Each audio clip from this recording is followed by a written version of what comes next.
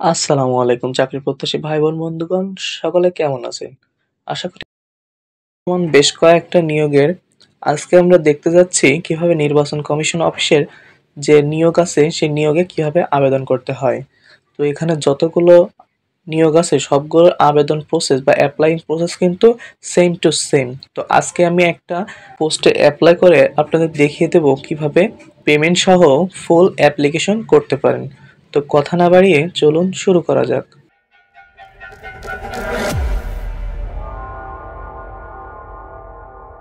নির্বাচন কমিশন অফিসের যে চলমান নিয়োগ আছে এই নিয়োগে অ্যাপ্লাই করার জন্য সর্বপ্রথম আমাদের হাতে থাকা মোবাইল কিংবা সামনে থাকা কম্পিউটার কিংবা ল্যাপটপ এর যে কোনো একটা ব্রাউজার সিলেক্ট করে নিই। তো আমি আমার পছন্দের ব্রাউজার মজিলা ফায়ারফক্সে সিলেক্ট করি। ব্রাউজার ওপেন করার পরে আমরা সার্চ বারে গিয়ে লিখি ecs.teletalk.com.bd।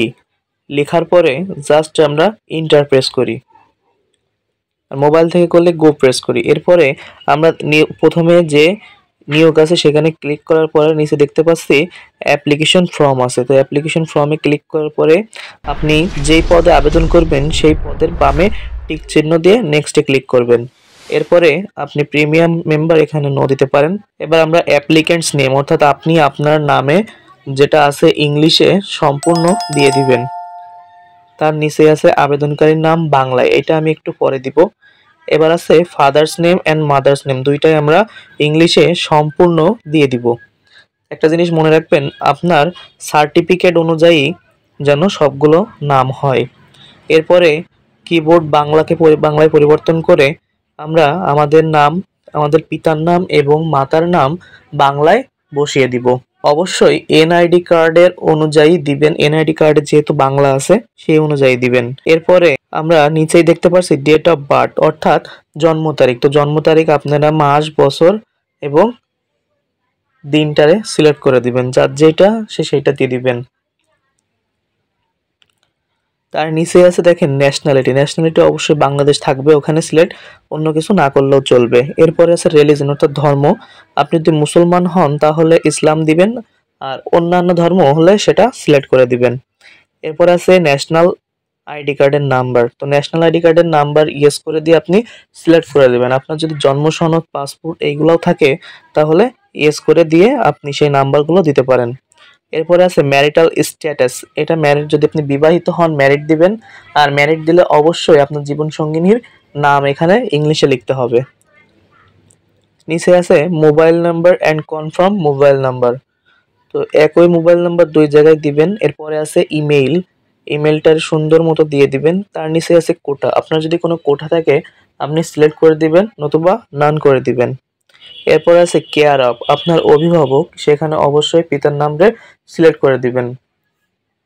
আর যদি মেয়ে হয়ে থাকেন আবেদনের ক্ষেত্রে আপনারা স্বামীর নাম সিলেক্ট করাটাই সবচেয়ে বেটার বলে আমার মনে হয়।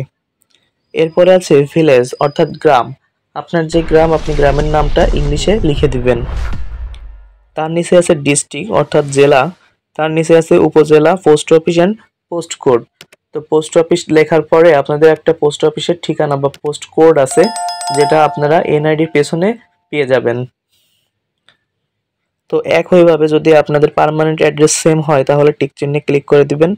এরপর আছে এডুকেশনাল কোয়ালিফিকেশন, তো কোয়ালিফিকেশনটা সিলেক্ট করবেন, roll, registration number, board, year and subject সবগুলো সিলেক্ট করে দিয়ে নিচেই দেখবেন এইচএসসি এর আরেকটা ঘর আছে। ঠিক এসএসসিটা যেভাবে ফিল আপ করছেন এইচএসসিটাও same to same fill up করতে হবে। এরপরে আপনার যদি অনার্স মাস্টার্স থাকে এগুলা টিক চিহ্ন দিলে অ্যাভেলেবেল হয়ে যাবে। তো ভিজিবল হয়ে যাওয়ার পরে আপনারা সেইগুলো সিলেক্ট করে দিবেন, না থাকলে কোনো সমস্যা নেই। এরপরে আছে যে আপনি কোন প্রতিষ্ঠান থেকে কম্পিউটারে সার্টিফিকেট অর্জন করছেন। তো আমি যেই প্রতিষ্ঠান থেকে কম্পিউটার সার্টিফিকেট অর্জন করছি সেই প্রতিষ্ঠানের নাম দিলাম। এরপরে দুইটা অপশন অবশ্যই ইয়েস দিয়ে দিবেন, এখানে ইয়েস ছাড়া কিন্তু অপশনও নাই। তবে অন্যান্য ক্ষেত্রে এই অপশনগুলো আসবে না, বিশেষ করে অন্যান্য যে পদগুলো আছে সেখানে আসবে না। এরপর আছে ক্যাপসা কোড, তো ক্যাপসা কোড এখানে যার যা আছে সেটা দিয়ে দিবেন, দিয়ে টিক চিহ্ন দিয়ে সাবমিট দিয়ে দিবেন। এখন আমরা যে আবেদন করছি সেই আবেদনগুলো কিন্তু দেখতে পাচ্ছি। তবে এখানে একটা জিনিস বলে রাখা ভালো, যদি কোনো ভুল হয়ে যায় তাহলে এডিট অপশন থেকে আপনি এডিট করে নিতে পারবেন। এরপরে আমরা ছবি এবং শো এর কাজটা করে নিব। তো ছবির পরিমাপ হবে ওয়াইড 300 পিক্সেল আর হাইট হবে 300 পিক্সেল, রেজুলেশন 300 দেওয়ার পরে আপনারা এটা ক্রপ করে মেজারমেন্টটা ঠিক করে রাখবেন এবং ঠিক করে রাখার পরে অবশ্যই আপনারা ছবিটা জেপিইজির ফরম্যাটে সেভ করবেন।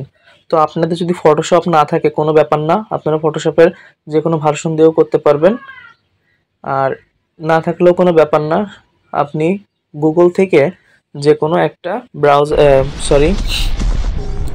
আপনারা গুগল থেকে যে কোনো একটা ওয়েবসাইটের মাধ্যমে এগুলো করে নিতে পারবেন। আর সই রাখবেন 300 পিক্সেল বাই 80 পিক্সেল, হাইট থাকবে 80 এবং ওয়াইড থাকবে 300 পিক্সেল। তো এই সব কিছুই আপনি জেপিইজি ফরম্যাটে সেভ করার পরে আবারও আমরা ব্রাউজারে ব্যাক করব।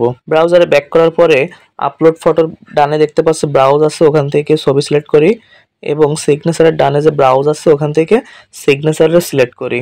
তারপরে আমরা টিক চিহ্নতে সাবমিট অপশনে ক্লিক করে দিই। দেখা যাচ্ছে আমাদের আবেদন কিন্তু হয়ে গেছে এবং আনপেইড দেখাচ্ছে এবং এর যে টাকা আছে সেটা আপনার পরিশোধ করতে হবে। এখন আমরা মোবাইল স্ক্রিনে গিয়ে জাস্ট লিখি 16322। তো আপনাদের জ্ঞাতার্থে একটা জিনিস না বললে নয়, সেটা হলো আপনি কিন্তু টেলিটক ছাড়া আপনি এই আবেদন করতে পারবেন না। তো যে পদের যেই অ্যাপ্লিকেশন চার্জ দিতে হবে সেটা অবশ্যই আপনার মেইন ব্যালেন্সে থাকতে হবে। এরপরে টি স্পেস দিয়ে আপনারা যে ইউজার আইডি পাইছেন ওখানে ইউজার আইডি সিলেক্ট করবেন। ইউজার আইডি দেওয়ার পরে আপনি যেই সিম টেলিটক আছে সেটা সিলেক্ট করে সেন্ড করে দিবেন। এখন আমরা ফিরতি এসএমএস দেখেন পাচ্ছি, যে নামে আবেদন করেছে সেই নাম দিয়ে এবং পিন নাম্বার পাইছে একটা। তো এখন লিখবো TSES স্পেস দিয়ে পিন নাম্বার দিয়ে সেম টু সেম ভাবে টেলিটক দিয়ে আপনি সেন্ড করে দিবেন। বন্ধুগণ, এই ছিল আজকের ভিডিওটি ভালো লাগলে অবশ্যই একটা লাইক করে দিবেন। কমেন্টে আপনাদের যে কোনো প্রশ্ন করতে পারেন কিংবা মতামত জানাতে পারেন। সাবস্ক্রাইব করে পাশে থাকবেন এই ধরনের আরো নতুন ভিডিও পাওয়ার জন্য। নতুন ভিডিও আসা পর্যন্ত সবাই ভালো থাকবেন, সুস্থ থাকবেন, এই আশাবাদ ব্যক্ত করে আজকের মতো শেষ করছি। আসসালামু আলাইকুম ওয়া রাহমাতুল্লাহি ওয়া বারাকাতুহু।